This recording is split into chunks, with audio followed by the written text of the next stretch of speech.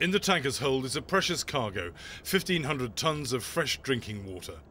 The crew of the water boat are heading for Aegina, not far from Athens, which, like the rest of Greece, had hardly any rain this winter.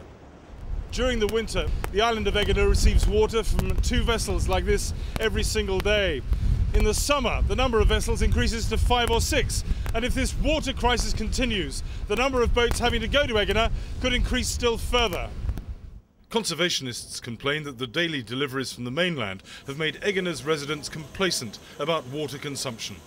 Like most Greek islands, Aegina's water shortage gets worse in the summer when the tourists descend.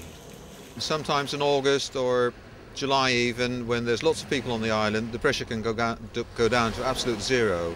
And that's because people use too much water. Architect Elias Messinas has incorporated eco-friendly principles into the design of his house in Aegina. As a result, his water bills are less than half the average, despite having a growing family. A flat sloping roof catches what little rainwater there is. A network of drains and gutters carries it to a tank beneath the terrace. Conservation means he can water the garden without feeling guilty. Water is something important, and coming here, although nobody talks about conserving water, it was very important for me to do something about it, and that's why we did all these things with the house. The problem we're having now, it's a result of many years of inactivity, of not doing anything basically, of no policy about water.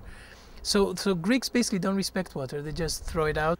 A clear indication of Greece's imminent water crisis occurred in the middle of winter when these pictures were taken.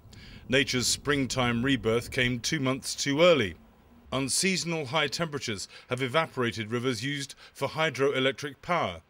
In the short term, that means blackouts this summer, but the long-term implications are more serious. When we are talking about desertification, I don't want you to think that Greece is going to become just like Saudi Arabia, and the soil is going to be destroyed.